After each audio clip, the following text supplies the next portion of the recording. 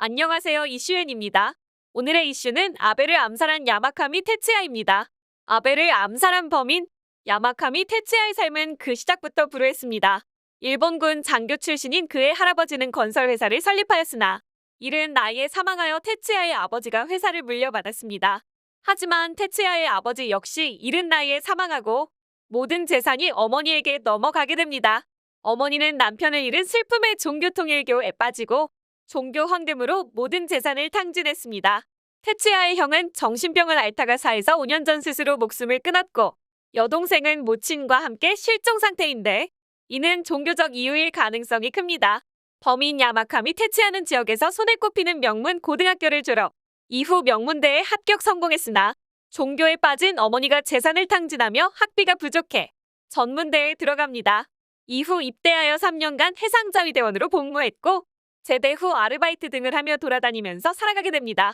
그 와중에 어머니로 인해 할아버지가 남긴 건설회사는 파산과 부도가 나게 됐습니다. 가족의 자살, 할아버지와 아버지의 유산인 기업의 부도, 어머니와 여동생의 실종이 연속으로 들이닥쳤고 이에 따라 통일교의 원한을 품고 교주의 암살을 시도했으나 외부 노출을 극도로 꺼리는 교주의 특성상 실패하고 맙니다. 그러던 중 아베 전 총리가 통일교의 평소 영상을 보냈다는 점 등을 통해 통일교와 자민당 간의 정치적 협력 관계에 앙심을 품게 되고 이에 자민당의 머리 격인 아베를 암살하고자 마음을 먹었습니다. 2022년 5월 다니고 있던 직장을 퇴사한 후 한 달 동안 방 안에만 틀어박혀 인터넷 검색 등에서 얻은 지식으로 사제 총기를 만들기 시작합니다. 이후 2달이 넘는 추적 끝에 아베 전 총리의 암살에 성공하게 되며 그의 집착은 끝을 맞게 됩니다.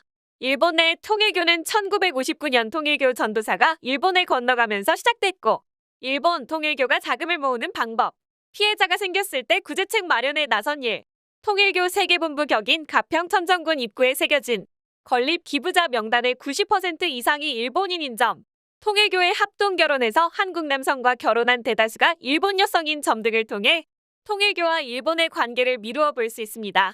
한편 CBS는 일본 국제승공연합이 공산주의 승리, 반공 등을 기치로 일본 우익들과 깊은 관계를 맺은 배경을 소개했습니다.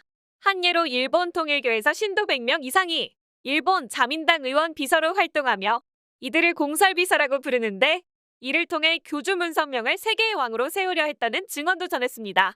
종교라는 것이 변질되었을 경우에 얼마나 끔찍한 결과를 낳는지 보여주는 극단적인 사례라고 생각되어지는 이번 사건. 앞으로 어떻게 진행될지 귀추가 주목됩니다. 오늘은 여기까지입니다.